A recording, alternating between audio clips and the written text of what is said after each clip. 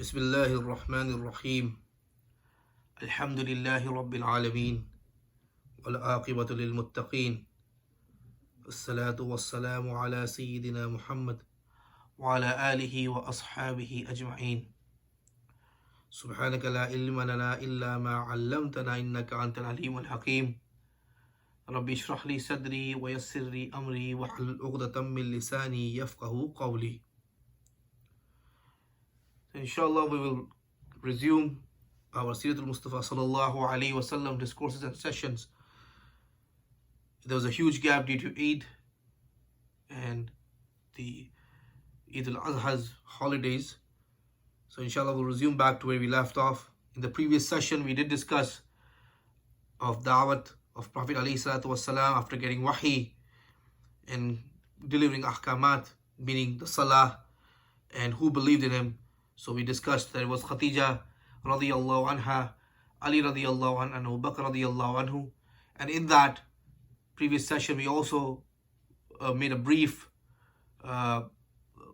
discussed brief virtues of Abu Bakr radiyallahu anhu and gave the answers to those who discriminate against him. So inshallah, we will begin in today's session about different sahabas who brought iman in Prophet alayhi salatu wasalam, as-Sabikun al-Awwalun. So the first sahabi that has been discussed here by Musannif rahmatullah alayhi is the Islam of Jafar ibn Abi Talib radiyallahu anhu. Jafar radiyallahu anhu is the Aini brother, meaning that they are from the same mother and same father as Ali radiyallahu anhu. He was 10 years older than Ali radiyallahu anhu, so obviously he was quite old. And when Abu Talib saw Prophet sallallahu alaihi wasallam and Ali radiallahu anhu praying together, being engaged, he once again asked as to what do you preach, and he told him his message. So he told his son Jafar that, oh my son, be with your brother, become his shoulder and his helping hand, so that he may get that support, so he may do the dini work along with Prophet alayhi salatu wasalam. And Jafar radiallahu anhu, he is one of those individuals who almost made, in some narrations says 31 and some says about 25 sahabas became Muslim because of him. Hence, he was one of those individuals who became extremely helping hand in the cause of deen in the time of difficulty and hardship. Then Musannif rahmatullah alayhi is talking about and discussing about Afif Kindi radiyallahu anh. Afif Kindi was a friend of Hazrat Abbas radiyallahu anh. He was a businessman and he used to do buying and selling of ittar, perfume. So obviously he would go around, and one day he went to some place where he saw a man praying, makes wuzu, and he comes and he stands on the musalla, he starts playing namaz. Thereafter he sees a woman following him doing the same thing, and then an 11-year-old boy comes and does the same thing. So he asked Abbas radiyallahu anhu as to who this man is, what is he doing, and who are these people. Hazrat Abbas mentioned that this is my nephew, Prophet alayhi salatu wasalam, Muhammad sallallahu alayhi wasallam.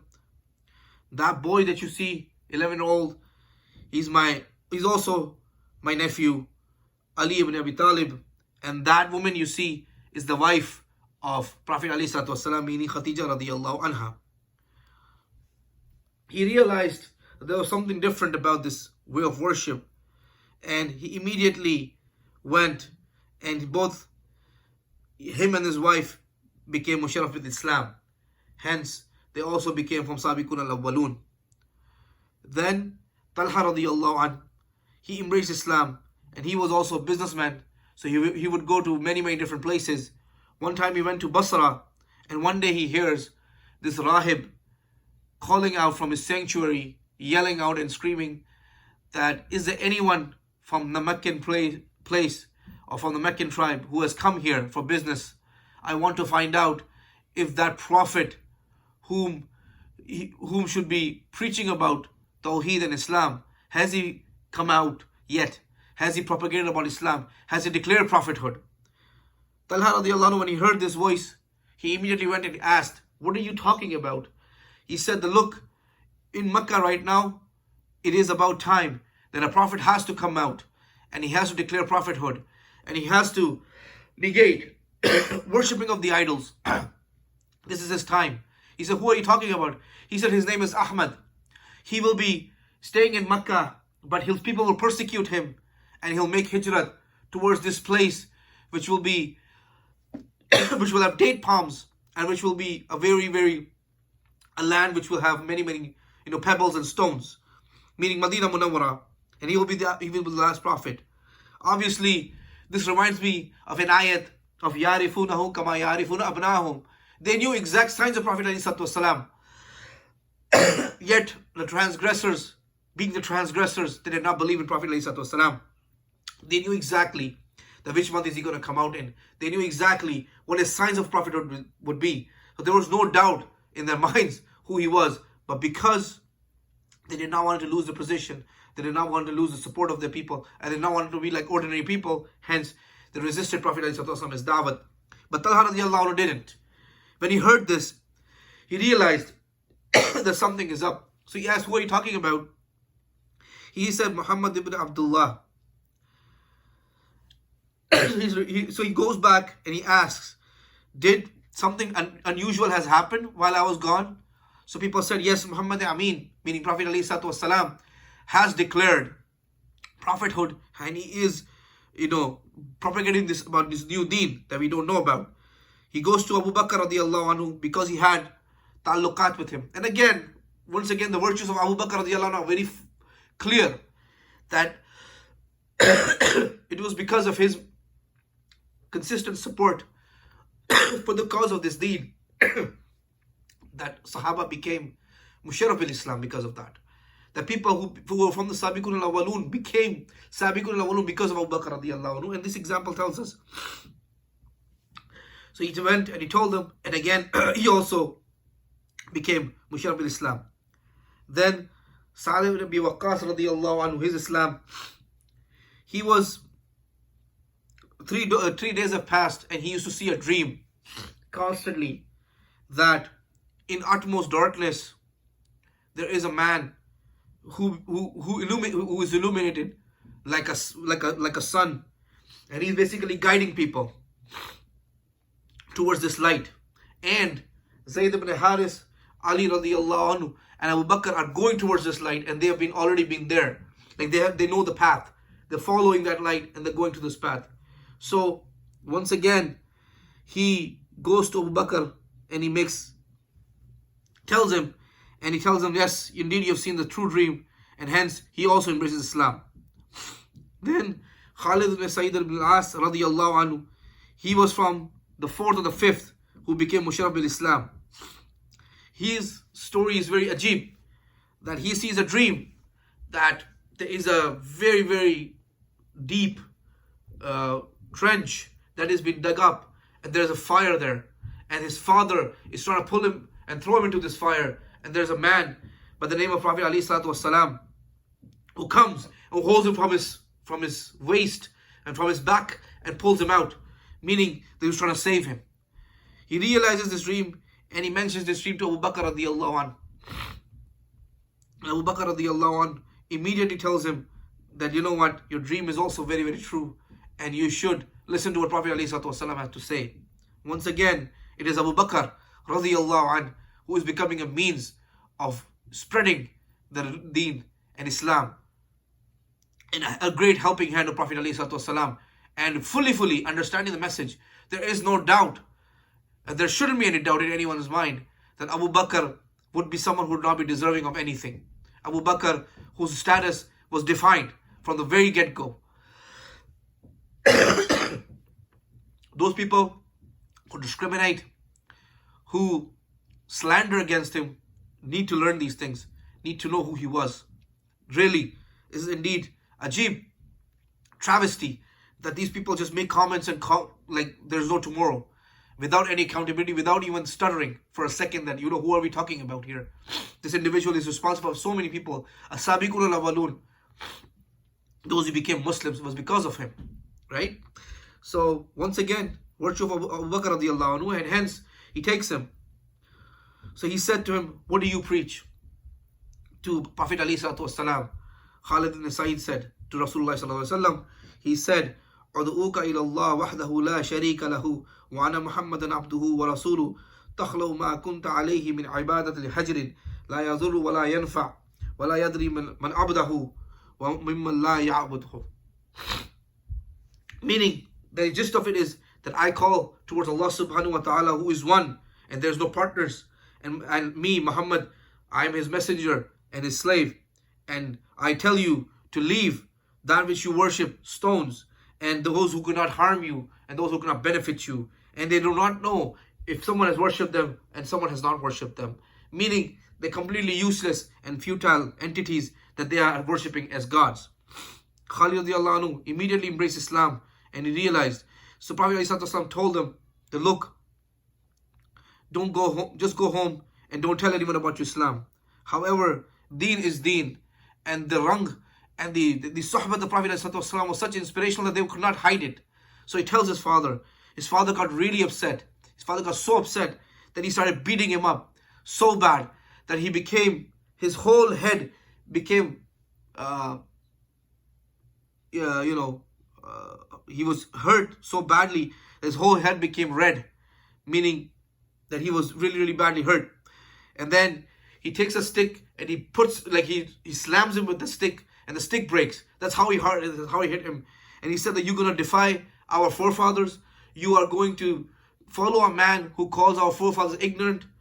That's who you're going to follow. He said, indeed, Prophet ﷺ, Muhammad ﷺ, is on truth. He got so mad. He said, get out of my house. You are a kamina, meaning the most disgraced one in my eyes. And get out, and I will not provide you any provisions. He said, I have full faith, conviction, and yaqeen in Allah subhanahu wa ta'ala, and Allah ta'ala will give me rizq. Hence, he leaves the house, and his father basically boycotts and tells his sons not to talk to him, not to help him at all. He comes to Prophet alayhi salatu wasalam, and Prophet alayhi salatu wasalam honors him, and he basically stayed in the company of Prophet alayhi salatu wasalam. Then, it is the Islam of Osman radiallahu an, Osman ibn Affan radiallahu an. Again, he was also a friend of Abu Bakr radiallahu anhu, but before he went to Abu Bakr radiallahu anhu, he was sitting in his house, and his aunt, his khala, basically, she was a kahina, meaning she used to do superstitious things, people who tell time and things. However, one day she just said some ash'ar to him, to Osman radiallahu anhu, out of the blue, and she said, أبشر وخيّر ثلاثا وترا ثم ثلاثا أخرى ثم بأخرى لكي تتم عشرا لقيت خيرا ووقيت شرا نكحت والله حسانا زهرا وأنت بكر ولقيت بكرا. The gist of the ashar is basically she gave him glad tidings of something, and she said, many, many glad tidings upon you. And he was confused as to what is she talking about. Then she says again in ashar, عثمان يا عثمان يا عثمان لك الجمال ولك الشان هذا نبي معه البرهان أرسله بحقه ديان وجاءه التنزيل والفرقان فاتبعه لطغى بك الأوثان. She basically tells him, because he was confused, that she just says the ash'ar out of the blue, and she's saying that, you have glad tidings, and you will be given glad tidings in many, many forms, meaning in the form of Islam, in the form of you getting married to the Prophet's daughter. Then obviously he was confused. He's like, what are you talking about? What Prophet? What's happening? Right? So then she tells him in more discreet and in more specific terms that he says, and she tells him that this Nabi, he has burhan, meaning he has clear proof, and his deen is haq. Go to him. He has brought Furqan with him, meaning Quran, and follow him, and don't let idol worshipping or people the Buddh Paras. That does not mean he was a Buddh Paras himself, but meaning that don't let these idols, people who is he refuting, don't let them distract you. Go to him and follow his deen. So obviously he had ta'alluqat with Abu Bakr, and he told him what his aunt has told him. So he basically, she says, actually before that, he again was not even sure as to what she was saying. So again she says, in more specific terms, who was she referring to? She says, Muhammad ibn Abdullah Rasula min indillah ja'a bi tanzili yad'u ila Allah qawluhu salihun wa dinuhu falahun wa amruhu najahun ma yanfa'u as-sayya law waqa ar-rima wa salat as-sifa wa maddat ar-rima. Meaning, I'm talking about Muhammad sallallahu alaihi wasallam, the messenger of Allah, who has come from Allah subhanahu wa ta'ala. He is calling towards Allah subhanahu wa ta'ala. So go to him. And his call is salah, meaning that his call is of haqq. And his deen is falah, meaning that his deen is the actual, success. And his amru najah, that whatever commandments he's going to give you, is going to give you salvation in the hereafter in this world. And mayan fosiyah. And this whole thing, people who are going to go against him, is not going to benefit anyone. Nor that if you were to throw,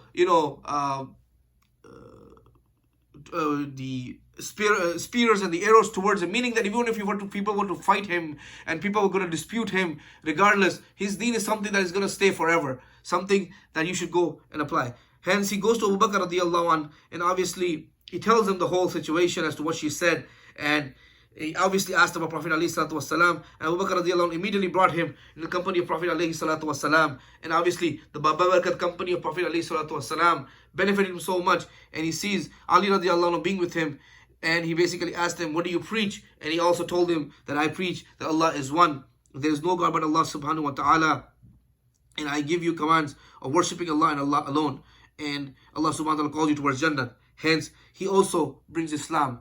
And now obviously, Osman radiallahu anhu's character was very well known. He was al-haya al-Usman, meaning Osman radiallahu anhu haya was such at a very highest level. Few days later, Prophet alayhi salatu wasalam gave Ruqayya, his beloved daughter, in the nikah of Osman radiallahu anhu. Hence, this was the virtues and what his khala and his aunt told him, is sort of a kahanat, whatever you want to call it. She gave him some sort of prophecy that this is something going to happen. So obviously this became all these things that she said to him became true. So obviously he got married to her. And obviously he had another nikah, which we'll discuss at the time when we talk about Osman radiallahu anhu in details. And after the Islam of Osman radiallahu anhu, Prophet Abu Bakr Siddiq radiallahu anhu brought many sahabas to bring Islam, which included Osman ibn Maz'un, Abu Ubaidah ibn Jarrah, Abdul Rahman ibn Auf, Abu Salma ibn Abdul Asad al-Arqam, right? All these people became Muslims after Osman radiallahu anhu, meaning that they had trust in Osman radiallahu anhu, and obviously it was a proof that Prophet alayhi salatu wasalam is on haqq. So these people also followed him in Islam. Then Muslim rahmatullah alayh is talking about Islam for Ammar and Su'ayb radiallahu anhuma. That Ammar ibn Yasir met Su'ayb radiallahu anhu at the doors of Dar al-Arqam. Dar al-Arqam was a place of meeting, as we discussed in the past. And this they're going to come in much more detail with Dar al-Arqam. What the purpose was. The Quraysh used to make meetings, and the matters of Jirga basically used to take place, and then all the matters of the entire tribe and the entire clan used to be discussed over here, and main decisions were taken. So obviously Prophet alayhi salatu wasalam was inside as well, maybe counseling his sahabas, engaged in his tabligh obviously. So they met him. They both met. They were friends. So they met at the door and said, "What is your intention?" Right? Ammar asked Su'ayb. Su'ayb said, "What is your intention?" He said, "I'm thinking of going to him and asking what he teaches and just accept if it is true." So he said, "I'm also thinking of the same thing." So both friends, Ammar and Su'ayb radiallahu anhuma, they went. They asked. They came inside Darul Arqam and they became musharraf with Islam after asking Prophet ﷺ what he was preaching. Hence, they understood the message. Then it is the Islam of Amr ibn Asba radiallahu anhu. Amr ibn Asba, from the beginning, never worshipped idols. He knew that these idols cannot benefit anyone nor harm anyone. Hence, he always was away and he never liked it. He found some alim at the time and asked him, meaning some sort of a rahib, some sort of a, at the time, that what should I do? He said that there will be a messenger will come in the valley of Makkah. Follow him. He's gonna preach about Tawheed, and he's gonna refute the shirk. Hence, you should go and accept his message. So he started asking about him, and he found out that there was a messenger, and who basically has come and made this da'wah. And so he goes. he asked him, what do you preach? He said to Prophet ﷺ, Prophet ﷺ says, I give you the message of Almighty Allah subhanahu wa ta'ala, that He is one, there is no partners in Allah subhanahu wa ta'ala, and do sila rahmi, and do not associate partners with Allah subhanahu wa ta'ala. Then he sees two men, a slave and a free man, meaning Abu Bakr and Bilal radiallahu anhu, that were following him. So he basically embraces Islam. However, because it was a time of difficulty and hardship, the Prophet ﷺ told him that, look, don't tell anyone about your Islam, just keep it to yourself. Once we will become, we will have the upper hand in Makkah, meaning the Fatah Makkah will take place, then come back. Right now, it's not safe for you to declare Islam. So he goes back to his place, to his city, and once he heard the Prophet ﷺ has made hijrat towards Medina, he goes and sees Prophet ﷺ, and he says, do you recognize me? Prophet ﷺ says, yes, I recognize you. You are the one who embraced Islam in Makkah with me. He said, yes, O Prophet of Allah, I am here now. Please give me some sort of, ta'aleem, meaning the ahkamat that have come upon you. And there are many narrations that he used to say, that, O Prophet of Allah, tell me, and I will do what you tell me to do, and I will not increase in it, and I will not decrease in it. In narrations that are mentioned in Sahih Muslim and Muslim Ahmad as well. If someone was interested about his Islam, you can take a look at it and read up upon them. Then Islam of Abu Dharr Ghifari radiallahu anhu. He was Abu Dharr Ghifari radiallahu anhu. Obviously, his news reached him as well that Prophet ﷺ has declared prophethood. So he asked his brother Unais that go and find out about this man who's claiming prophethood, that if he's even true or not. So Unais comes here, and Unais was very, very knowledgeable as well. He knew Ash'ar, he knew a lot of things. So obviously, to know about someone, obviously you send someone who's knowledgeable to get to know about someone's character. So he did that, and he knew the Prophet ﷺ lying. So he comes back with good news, and he says, look, I know poetry, I know a lot of things, and this man's kalam is not poetry. Definitely he's teaching haqq, and it is the Quran. So he says, رَأَيْتُهُ يَأْمُرُ بِالْخَيْرِ وَيَنْهَى عَنِ الشَّرِّ وَرَأَيْتُهُ يَأْمُرُ بِالْمَكَارِمِ الْأَخْلَاقِ وَكَلَامٌ مَا هُوَ بِالشَّعْرِ. Meaning that I think that his command is khair, and he negates from shar, and I feel that he commands you about good akhlaq, and his kalam is not shar, meaning that his kalam is not something that has something to do with shar. Abu Dharr Ghifari radiallahu anhu immediately got impressed, and he had qalb itminan that he is actually now that this prophet is true. Hence he goes to Prophet ﷺ in Haram, in Makkah, and he embraces Islam. However, again, the company of Prophet ﷺ was such that these people could not resist. Even though Prophet ﷺ told him not to declare his Islam, he just couldn't resist. He just goes to the Haram, and he officially and declares in front of everybody that, look, I am a Muslim now. Immediately, obviously, the reaction was that the people of the Quraysh started beating him up so bad that Abbas radiallahu anhu had to come and save him. And Abbas radiallahu anhu told him that Prophet ﷺ has said that, look, return to your city and come back when we have the upper hand. And Abu Dharr Ghifari was responsible for the Islam of his tribe. He basically presented it to his brothers first and his mother, and they all embraced Islam. And then they started doing dini work because they were very enthusiastic individuals who were impressed by the prophetic teachings and Nabi sallallahu alaihi wasallam so much that they did not hesitate. Even though they will get persecuted, they'll go through hardship, everything they will go through, yet they will not leave the side of Islam. That is true Islam, that is true deen, and that is the true hidayah that these people have received. Hence, he basically became responsible for the tribe of Ghifar to become more than half of people became Mushrab Islam because of him. The faidah that Muslim Rahmatullah Ali mentioned here, and we'll end at this, that Amr ibn Absa and Abu Dharr Ghifari both basically were told that go to your cities and do not tell anyone. Doesn't mean that these people had any doubt. These people were just basically confirming that these halat will come, and hence this prophet is true prophet. And it means that they already heard about this prophet, that this is going to come.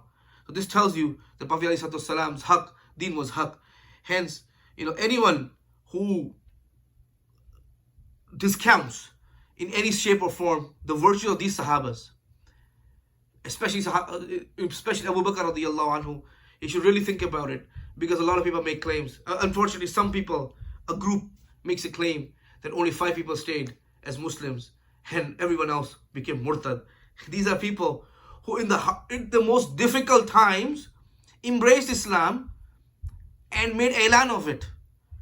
These people went through persecution, and then when Prophet ﷺ passes away, they're going to turn away from his deen? Like, if there was a time of turning away, that was the time. When you're going through hardship and difficulties, that's when you say, okay, now what? I'm not going to do it. I'm going to turn my back on it. Right? You become a coward. You're telling, and some people just say this, that, oh, only 5 people. You know, again, the virtues of Ahlul Bayt are in front of everyone. There's no shadow of the doubt. Muhaddiseen have done a fantastic job in bringing hadith of Ahlul Bayt as well, and their virtues. Nobody's denying that. But the credit is due where it's due, and we have to give them credit, and we have to respect them, and they are our sahabas. They are the most honorable people. السابقون الاولون, they are khairul qurun. They are everything to us, right? So we should not. We got deen because of them. We have this, so we should not have any doubt in any sahabi, right? All the way from Abu Bakr radiallahu anhu till the end. Whether these sahabas stayed in the company of Prophet their entire life or a few minutes, regardless, they all radiallahu anhu wa radu an, because Allah subhanahu wa ta'ala has given them this title. So we should not engage into conversations like this. We should really hold our tongue when we're talking about Sahaba radiallahu anhu ajma'in. And if we have no knowledge, we should at least find out about them. That is our responsibility. That is our job. This is what my message is. The whole maqsad behind this seerah is not just to learn about Prophet. Definitely that's one of the main objectives, is to learn. But these people were attached with the life of Prophet ﷺ constantly. These people were attached through the prophetic teachings. These people were attached directly with the link of chains of deen that we got up till today, until the day of Qiyamah. There is no deen without sahabas. Let me make it very, very clear. There is no deen without sahabas. Without this link of the chain, we will be missing a link between Nabi and ourselves. Sahaba are the main link which are connecting to us, to the Nabi sallallahu alaihi wasallam and his deen. Period. That is the end of it. As we should learn these things with the intention of making Islah. A lot of people get confused because of the propaganda that is out there, unfortunately. Try to engage ourselves in books like this and leave all the social media and all the garbage that is out there. May Allah subhanahu wa ta'ala give us all the understanding. May Allah subhanahu wa ta'ala make us among those who have utmost love for Nabi sallallahu alaihi wasallam and the Sahaba radiallahu anhu ajma'in, all of them, and Azwaj Mutahharat and everyone else, and all the Ahlul Bayt. Subhanallah wa bihamdi, subhanakallahumma wa bihamdika, nashhadu an la ilaha illa anta, nastaghfiruka wa natubu ilayk.